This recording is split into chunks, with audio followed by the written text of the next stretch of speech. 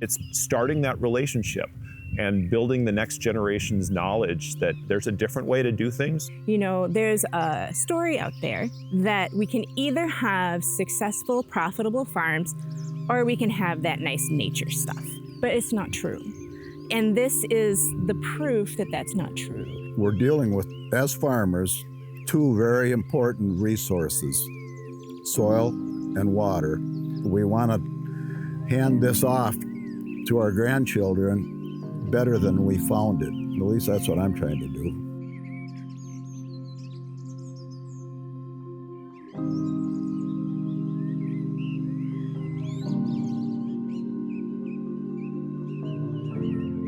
I see my neighbors' fields that have been tilled extensively and sheets of water just washing off the field and carrying topsoil along with it. I always talk about on an acre, 5 ton is the thickness of a dime. Thickness of a dime isn't very much, but if I'm losing that amount of soil per year, which would be pretty easy when you consider wind and water, that's over 2.5 inches of topsoil in my lifetime.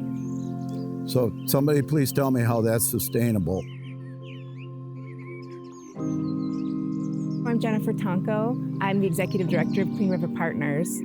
Clean River Partners works to protect the Cannon River Watershed. It's about 1 million acres, and half of that is agricultural.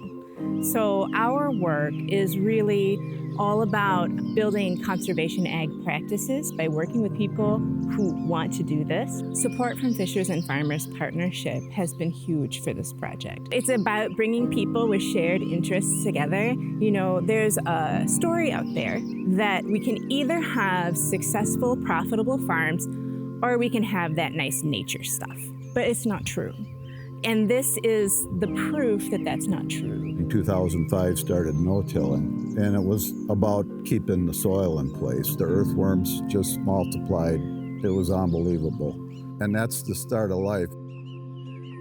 We've added cover crops to our practice. Once that dies off, that's good food for the worms and other biological creatures that are living underneath the soil. And they create this porous environment that makes it easy for plants to grow, but it also makes it easier for water to absorb and hold in the soil. The water doesn't move like it used to.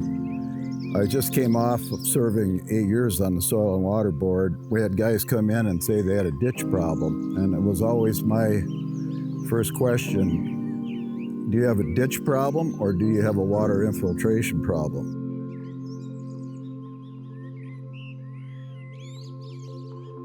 What I get to do is get to bring students out here on this landscape, not only to study the water, or study the organisms in the water, or study the land use practices that our farm families are engaged in, but also meet those folks as partners. I've been out with the Clean River Partners team as part of the water sampling crew, pulling water directly from the drainage tiles, as well as in the ditch and the stream body itself. But overall, the big takeaway is on the nitrogen side, where we see a 30% reduction in nitrate concentration in fields that our farm families have done cover cropping on compared to the nitrate concentration on our control fields.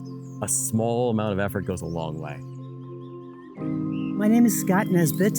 I've been fly fishing for probably around 30 years, and I fished this stream many times. It's a native brook trout stream. The fish here are small, they're hard to catch, but they're beautiful. I feel very honored to be a part of this because fishing in these streams has never been better.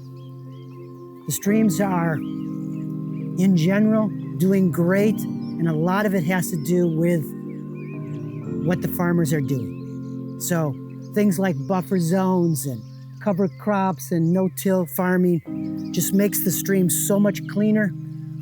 When you have clean, cold water, this is what the fish love.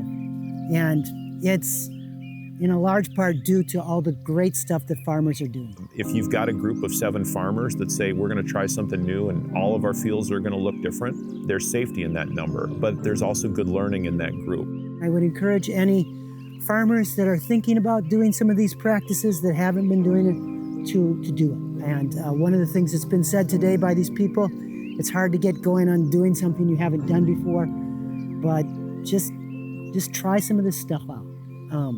And we as fisher people really appreciate it. So thank you very much.